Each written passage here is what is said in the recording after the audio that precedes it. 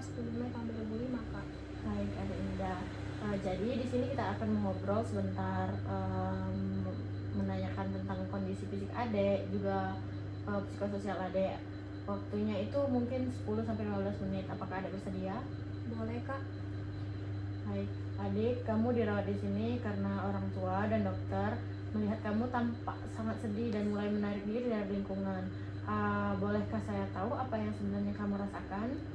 Sebenarnya saya gagal Kak untuk lulus di kuliah di univ impian aku. Kayaknya semua usaha yang aku tuh sia-sia gitu, jadi saya malu ngerasa saya tuh nggak berguna. Saya bisa lihat Adik merasa sangat kecewa. Itu sangat berat.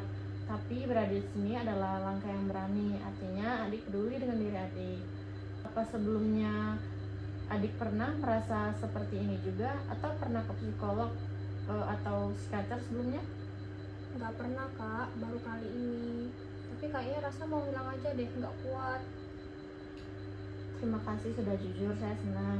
Saya apresiasi ya Adik mau berbagi. Bagaimana dengan keluarga? Apakah ada yang pernah punya masalah serupa? Kayaknya nggak ada deh, semuanya tuh normal. Saya aja yang aneh Kak. Kalau boleh tahu, menurut Adik itu seperti apa? Sekarang ya Kak, saya tuh ngerasa jadi orang yang gagal gitu, kayak malas, terus ngerasa nggak bisa diandalkan Kak. Itu sebenarnya cuma persepsi Adik aja ya. Dari cerita Adik tadi, menurut saya Adik itu orang yang berjuang keras dan berani. Kalau boleh tahu, cita-cita Adik apa? Saya tuh pengen Kak jadi dokter, tapi kayaknya itu cuma mimpi deh sekarang. Baik, cita-cita jadi dokter itu mulia. Jangan buru-buru menyerah ya Adik. Kita bisa pelan-pelan pulihkan semangat kamu. Saya mau tanya beberapa hal. Sekarang kamu merasa sedih terus-menerus ya? Iya Kak, bahkan waktu tidur kayak tuh sering terbangun terus gitu, jadi ya udah saya tuh ngerasa sedih.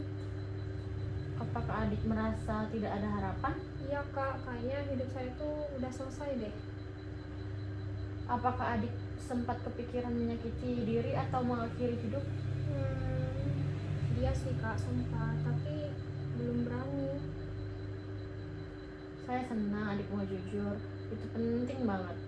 Kita akan pastikan Adik aman dan dibantu secara menyeluruh. Adik biasanya dekat sama siapa di rumah? Sama mama sih, tapi akhir ini aku tuh ngejauh dari mereka. Teman masih kontak? Udah enggak Kak, ya malu sejak aku nggak lulus tuh, kan kawan-kawan aku lulus semua. Terus apakah biasanya Adik rajin ibadah? Dulu iya Kak, tapi kalau sekarang tuh udah nggak semangat lagi deh untuk sholat. Kadang memang saat kita lagi sedih kita menjauh, tapi spiritual juga bisa membantu proses penyembuhan kita nanti. Waktu kamu lulus, apa yang pertama kali Adik lakukan?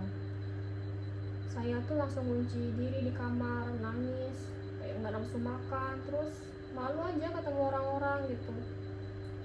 Itu respon alami Adik, tapi kita perlu ubah agar menjadi lebih sehat. Nanti kita belajar cara menghadapinya bareng-bareng ya. Nah Adik, kita kan udah ngobrol banyak tadi tentang kondisi Adik. Apakah ada hal lain yang ingin ditanyakan? Nggak ada Kak. Kalau nggak ada, kakak izin menyampaikan beberapa hal ya, apakah boleh? Boleh Kak, silakan. Baik, di sini kakak ada leaflet ya.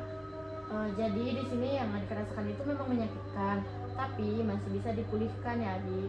Adik bisa curhat kepada siapapun yang bisa dipercaya. Adik juga bisa mengelola stres, kegiatan positif, dan hindari sumber yang memicu kecemasan Adik. Tetap semangat belajar dan Adik tetap bisa lulus di tahun berikutnya kok. Di sini ada pengertian, faktor-faktor, dan cara menanganinya juga ya. Jadi ini boleh dibawa pulang Kak? Aku mau Boleh. masuk dulu ya. Terima kasih ya Kak, aku kayaknya selalu itu. Baik, apakah tidak ada yang ingin ditanyakan lagi Adik? Kayaknya nggak ada deh Kak. Terima kasih ya Kak. Kita cukupkan sampai di sini ya. Nanti kalau ada apa-apa panggil aja saya ke nurse station ya. Baik, saya izin permisi Adik. Iya Kak. Sampai jumpa. Iya.